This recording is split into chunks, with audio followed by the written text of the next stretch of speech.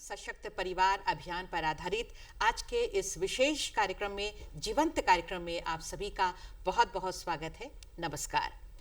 जी हाँ, ये हमारा कार्यक्रम स्वस्थ नारी सशक्त परिवार अभियान पर आधारित है, जिसका शुभारंभ इसी साल यानी 2025 में 17 सितंबर के दिन माननीय प्रधानमंत्री श्री नरेंद्र मोदी जी के कर कमलों द्वारा किया गया। ये अभियान 17 सितंबर से लेकर 2 अक्टूबर तक चलने वाला है। ये खास उद्देश्य के साथ कि महिलाओं में स्वास्थ्य के प्रति जागरूकता बढ़े, उन तक स्वास्थ्य की पहुंच हो, गुणवत्तापूर्ण इलाज हो, जांच हो और लोगों में भी इसके प्रति जानकारी हो, जागरूकता हो। इसी उद्देश्य के साथ हम इस अभियान को मना रहे हैं और हमारे झारखंड राज्य में भी पूरे जोर शोर से ये जो अभियान है इसको सफल बनाने में हमारी झारखंड सरकार लगी हुई है। तो आज इस पर हम चर्चा करेंगे और आपको बता दें कि चर्चा करने के लिए हमने अपने स्टूडियो में आमंत्रित किया है। हमारे साथ हैं हमारे स्टूडियो में अभियान निदेशक राष्ट्रीय स्वास्थ्य मिशन झारखंड श्री शशि प्रकाश झा। तो डॉक्टर सर, नमस्कार सर, आपका बहुत बहुत स्वागत है हमारे कार्यक्रम में। नमस्कार सर। सर, ये जो शुरुआत हुई है स्वस्थ नारी सशक्त परिवार अभियान, इसकी शुरुआत माननीय प्रधानमंत्री जी ने की थी और ये 2 अक्टूबर तक चलने वाला है और इसका शुभारंभ अब हमारे राज्य में भी हो चुका है। तो आपसे हम आज बात करेंगे अपने राज्य में किस तरह से इस अभियान को लागू किया गया है, किन उद्देश्यों के साथ लागू किया गया है और किस तरह से ये जोर पकड़ रहा है। और खास करके आपसे हम सर पूछना चाहेंगे कि ये जो समय निर्धारित किया गया है 17 से 2 के बीच में, ये त्योहारों का मौसम है, किस तरह से आप इसको टैकल कर पाएंगे। एक तरफ त्योहारों का भी मौसम है और एक तरफ सारी सुविधाएं भी लोगों तक पहुंचाना है। लेकिन सर, सबसे पहले आपसे हम ये जानना चाहेंगे कि ये जो स्वस्थ नारी सशक्त परिवार अभियान है, ये क्या है और किस तरह से इसे झारखंड में लागू किया गया है। धन्यवाद। देखिए, स्वस्थ नारी सशक्त परिवार बिल्कुल स्पष्ट है कि अगर नारी स्वस्थ होगी तो पूरा परिवार स्वस्थ होगा। हम लोगों ने देखा है कि हमारे परिवार में जब माँ बहन कोई भी बीमार होती है तो उससे पूरा परिवार अस्त व्यस्त हो जाता है, क्योंकि पूरे परिवार की कमान उसके हाथ में होती है। दूसरी बात ये होती है कि महिलाएं अधिकतर अपनी जो समस्याएं होती है उसको इनिशियल स्टेज में नहीं बताती है। वो जब बहुत पीड़ित हो जाती है तभी वो बताती है। तो इस कार्यक्रम का उद्देश्य, जैसा कि आपने कहा कि इस राज्य में माननीय मुख्यमंत्री जी ने स्वयं आकर के, महामहिम राज्यपाल महोदय आए और कई विशिष्ट अतिथि आकर के, जो एमपी साहब हैं, एमएलए साहब हैं, अलग अलग जिलों में और राज्य स्तर पर खास करके माननीय मुख्यमंत्री जी ने पूरा समय देकर इस अभियान को शुरू किया और अलग से भी एक दिशा निर्देश दिया कि इस कार्यक्रम को ये विभाग अच्छे से अच्छे तरीके से चलाए। बिल्कुल। ये जो 17 सितंबर के दिन राज्य स्तरीय शुभारंभ भी हुआ, माननीय राज्यपाल महोदय और माननीय मुख्यमंत्री जी की गरिमा में उपस्थिति में इसका शुभारंभ हुआ सर। तो ये बहुत सारे उद्देश्य हैं इसके पीछे। तो इसकी जो शुरुआत हुई है सर, तो किस तरह से ये रन कर रहा है, मतलब कहाँ किस तरह से इसका आयोजन किया जा रहा है। देखिए, सबसे पहले मैं बता दूं कि झारखंड में लगभग 4200 करीब अस्पताल हैं, जिसको हम अस्पताल मानते हैं छोटे से लेके बड़े स्तर तक। आपके पहले मेडिकल कॉलेजेस हैं, 24 में से 21 जिले में सदर अस्पताल हैं। 3 जिले के जो सदर अस्पताल हैं वो मेडिकल कॉलेज के साथ है। टोटल 6 मेडिकल कॉलेज है। इसके अलावा 13 अनुमंडलीय अस्पताल है।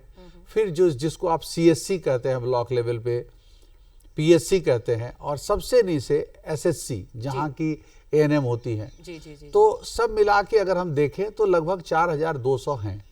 लेकिन उसमें से 1-200 कुछ ऐसी स्थिति में होते हैं जहां पर कि थोड़ी कठिनाई हो रही है।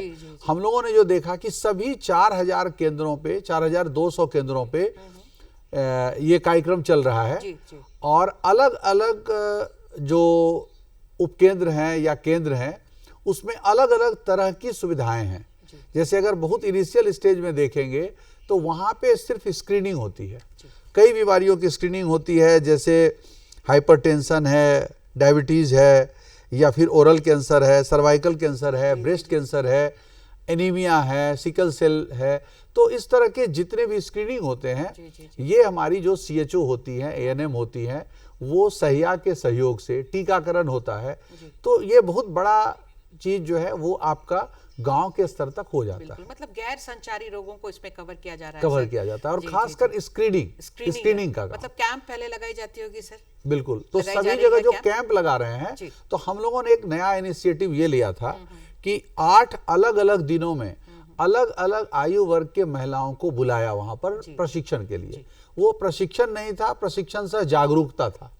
और ये हमारे कार्यक्रम को सफल बनाने का एक अच्छा आधार बना कि जैसे अगर आप कहें तो एक दिन जेरिएट्रिक का डे फिक्स है यहाँ, तृतीय शनिवार। तो उस दिन हमने सिर्फ पूरे क्षेत्र के 65 से अधिक की महिलाओं को बुला करके उनके बीच अवेयरनेस, क्योंकि वो एक तरह की अगर महिलाएं हो गई तो उनको अवेयर करना ज्यादा आसान है। अगर एक ही ग्रुप में सब तरह की महिलाएं होंगी तो अवेयरनेस थोड़ा मुश्किल होगा। तो उसमें क्या है कि सबका विषय एक होता है कि घुटने में दर्द है, या फिर और जो बाकी जनरली जो हम लोग देखते हैं कि बुढ़ापे में जो होता है, उस हिसाब से वो अपना हाइपरटेंशन का, डायबिटीज का सारे जांच उन लोगों ने कराए। उसके बाद जो हम लोगों ने किया, वो सेकेंड डे हम लोगों ने रखा था कि SHG की महिलाएं और जो पंचायत प्रतिनिधि है, क्योंकि आधी से अधिक जो वार्ड पार्षद होते हैं, या बहुत जगह मुखिया जी या वार्ड पार्षद, वार्ड सदस्य, सभी जो महिलाएं हैं वो खास करके इसमें आई। तो SHG के महिलाओं के साथ उनको इसलिए ओरिएंटेशन कराया गया कि पहले आप अपना जांच कराइए, जैसे हम लोगों ने भी पहले अपना जांच कराया। उसके बाद हम लोगों ने दूसरे को कहा, जब सदर अस्पताल में कार्यक्रम हुआ था तो मैंने स्वयं अपना जांच कराया। और इस तरीके से लोगों को भी ये संदेश दिया गया कि अवेयरनेस इसी बात का हो कि हमारा जांच समय समय पे होते रहना चाहिए। अगर हम स्वस्थ भी हैं तो हमें जांच की आवश्यकता है। बिल्कुल सर, ये जो स्वस्थ नारी सशक्त परिवार अभियान है, इसे माननीय प्रधानमंत्री जी ने यही सोचकर शुरू किया है। सर, सोचने की बात है कि इसकी जरूरत क्यों पड़ी, क्यों माननीय प्रधानमंत्री जी ने इस अभियान की शुरुआत की? क्यों? क्योंकि हम अक्सर देखते हैं सर कि महिलाएं जो है वो अपने लिए वक्त नहीं निकालती हैं, घर की जिम्मेदारियां बहुत होती हैं उनको। तो सर आपसे पूछना चाहते हैं कि ये जो कैंपिंग हो रही है, स्क्रीनिंग हो रही है, तो उसके लिए महिलाएं अधिक से अधिक बाहर निकल कर आ रही हैं, किस तरह से आप उनको अवेयर कर रहे हैं सर? बिल्कुल, मैंने यही कहा कि अगर केवल जांच के हिसाब से बुलाया जाता तो शायद ये संख्या कम होती, लेकिन मैं आपको बताऊं कि 9 दिन में 4000 के दर से 36,000 कैंप रजिस्टर्ड हुए हैं। कुछ अभी अनरजिस्टर्ड हैं, यानी 4000 से अधिक कैंप निश्चित रूप से हुए हैं जो डेटा है। और 36,000 में 50 के दर से औसत 18 लाख महिलाओं और पुरुष दोनों मिलाकर के, ये अभी 12/6 का आंकड़ा है, 30 to 35% मेल और 65 to 70% फीमेल। तो इस तरीके से लगभग 18 लाख लोगों की जांच वहां पे हुई। और इन 18 लाख के जांच से ये पता चला कि पहले अवेयरनेस हुआ, और अवेयरनेस के बाद उनको ये बताया गया कि देखिए आपकी भी स्क्रीनिंग जरूरी है। ये ऐसा नहीं है कि अगर आप स्वस्थ फील कर रहे हैं तो आपका शुगर ज़्यादा नहीं हो सकता है या फिर आपका हाइपरटेंशन नहीं हो सकता है। कई ऐसे लोग होते हैं जो पेशेंट के साथ अटेंडेंट बन के जाते हैं और वो जब जांच कराते हैं तो पता चलता है कि वो बीमार हैं। बिल्कुल। तो इस तरीके से हम लोगों ने इस चीज़ को किया ताकि प्रशिक्षण अवेयरनेस के साथ स्क्रीनिंग हुई। जैसे स्क्रीनिंग हुई तो बहुत लोगों को डॉक्टर के पास जाने की जरूरत पड़ी। जैसे किसी को आंख की समस्या थी, किसी को सुनने की समस्या थी, तो उस समय में लोगों ने क्या किया कि वो अपने ऊपर के जो डॉक्टर थे उनसे जाके संपर्क किया। एक तो टेलीमेडिसिन है, 104 पर फोन करके आप टेलीमेडिसिन से सुविधाएं लोगों ने ली, और उसके बाद वो डॉक्टर से भी जाके संपर्क किए जो CSC थे, जहां तक वो जा सके। तो इसलिए फिर CSC में भी भीड़ बढ़ी, और उससे ऊपर फिर हम लोग सदर अस्पताल में किसी को ऑपरेशन की जरूरत थी, तो ये पिछले 9 दिनों में लगभग हमें लगता है कि 1000 के आसपास मेजर ऑपरेशन हुए हैं।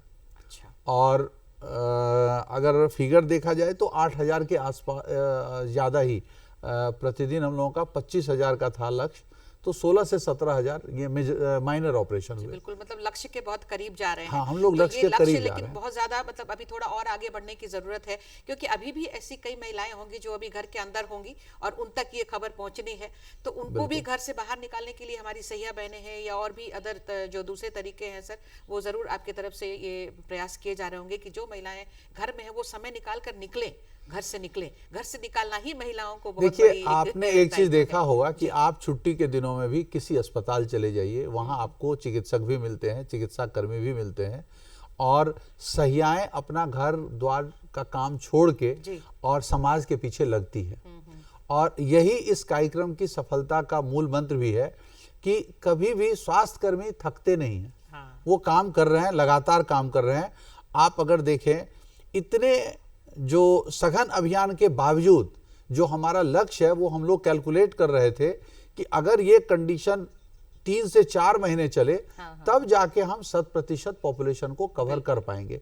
इसका मतलब हुआ कि ऐसे भी नॉर्मली 6 महीने में एक बार हर स्वस्थ व्यक्ति को अपने शरीर की जांच करानी चाहिए, खासकर एक खास एज के बाद तो निश्चित रूप से 40 साल के बाद से ही वो स्क्रीनिंग शुरू हो जानी चाहिए।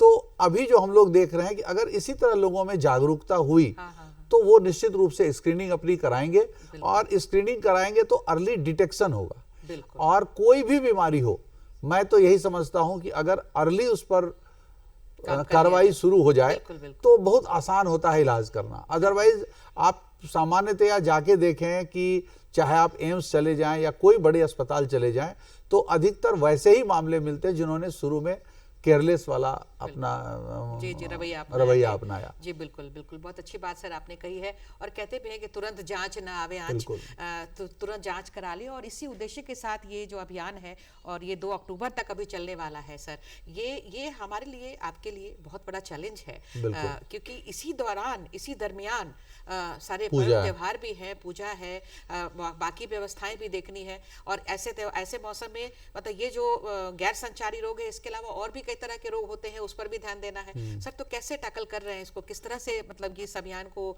सफल बनाने के लिए आप लोग तैयारी कर रहे हैं? देखिए, इसके लिए शुरू में क्या हुआ था कि सारे डीसीज के साथ में पहले मीटिंग हुई थी विभाग के द्वारा और वीडियो कॉन्फ्रेंसिंग के माध्यम से, और सभी जगह सभी जिले के उपायुक्त महोदय ने काफी अच्छा इनिशिएटिव लिया कि वो जा करके अपने नीचे के लेवल के, ये केवल स्वास्थ्य कर्मियों से या स्वास्थ्य से लगे लोगों से संभव नहीं था, इसमें पंचायत प्रतिनिधि, स्कूल के टीचर या फिर आईसीडीएस की सेविकाएं, सहायिकाएं, सारे लोग इसमें लगे हैं।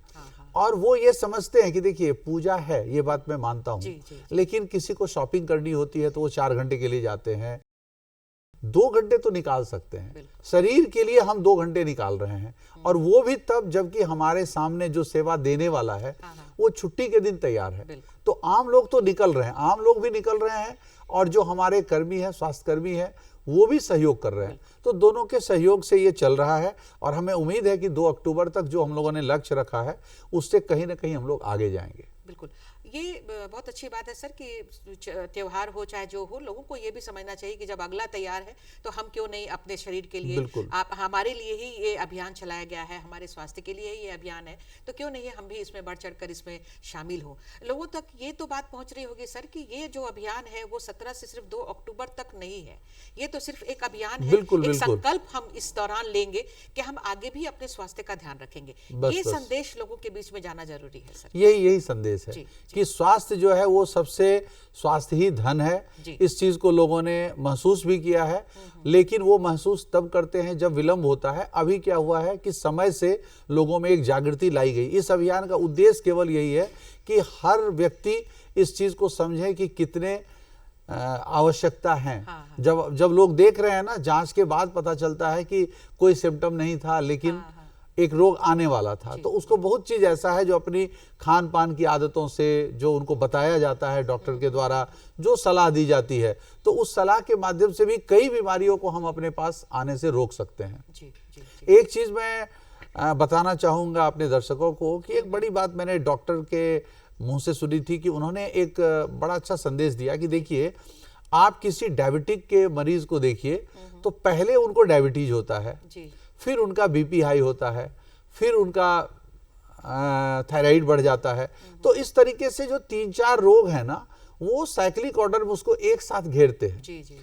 और किसी को पहले थायराइड होगा, फिर शुगर होगा, यानी ये जो 3-4 हैं, इसमें से कोई एक होगा, फिर दूसरा होगा, फिर तीसरा होगा, फिर चौथा होगा, इस तरीके से होता है। लेकिन अगर पहले में ही लोग उसी हिसाब से एक्सरसाइज करने लगे, अपने खाना को उस हिसाब से कंट्रोल करें, खाना के समय को बदलें, खाना के तरीके को बदलें, तो हमें देखा गया है कि अधिकांश लोग ये बताते हैं कि नहीं नहीं नहीं, मेरा तो निकला था लेकिन अब ठीक है।